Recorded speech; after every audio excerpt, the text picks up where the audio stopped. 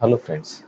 तर आजच्या सेशनमध्ये आपण AEC एक्सटेंडेड या टॅबचा यूज करून जे काही ऑब्जेक्ट आपल्याला क्रिएट करणार आहेत ते आपण त्याचा यूज करून बघणार आहोत. ओके, तर फर्स्ट ऑफ ऑल मी जाईल इथे स्टँडर्ड प्रिमिटिव्ह टॅबमध्ये गेल्यानंतर इथं तुम्हाला खाली AEC एक्सटेंडेड हे टॅब शो होते.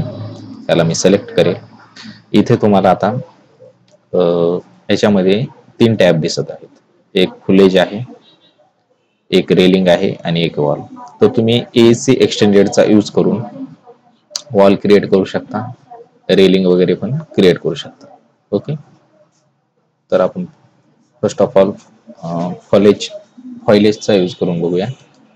त्याला सिलेक्ट करू. तुम्हाला फॉइलेज या टॅबचा यूज करून काही 3D ट्रीज वगैरे तुम्हाला या ठिकाणी तुमच्या मॉडेलमध्ये शो करायचे असतील तर तुम्ही इथून घेऊ शकता त्याला. ओके, सपोज मी हा ट्रीज घेतो. जस्ट तुम्ही इथं घेऊन ड्रॅग करणार आणि असा प्लेस करणार. जो तुम्हाला या ठिकाणी डिझाईन रिक्वायर असेल किंवा तुम्हाला शो होत असेल किंवा व्यवस्थित वाटत असेल तर ती डिझाईन तुम्ही या ठिकाणी घेऊ शकता. ओके,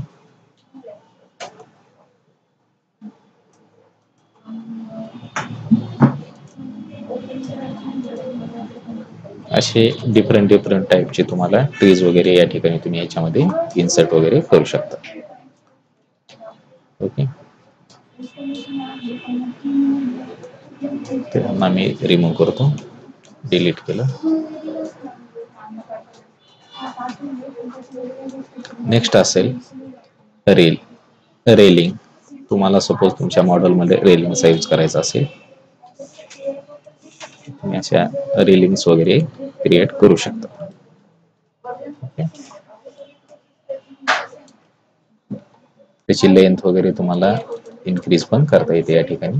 जशी रिक्वायर्ड असेल तशी तुम्ही त्याला लेंथला वगैरे हे करू शकता. इथून तुम्ही त्याची प्रोफाईल जसे की रेक्टँगल आहे, राऊंड शेप पण इथं घेऊ शकता. असं विड्थ वगैरे तुम्ही त्याची इन्क्रीज वगैरे करू शकता.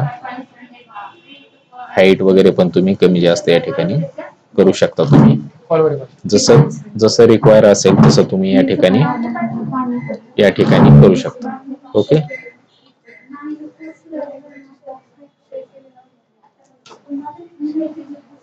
प्रोफाईल वगैरे या ठिकाणी तुम्ही चेंज करू शकता. राऊंडेड, स्क्वेअर जशी तुम्हाला या ठिकाणी रिक्वायर्ड असेल तसे तुम्ही त्याला क्रिएट वगैरे करू शकता. ओके,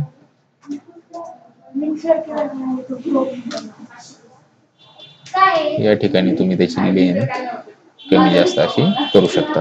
तर अशा प्रकारे तुम्ही ज्यावेळेस तुम्हाला रेलिंगचा यूज करायचा असेल तर तुम्ही याचा यूज करणार आहे. Okay, so thank you friends.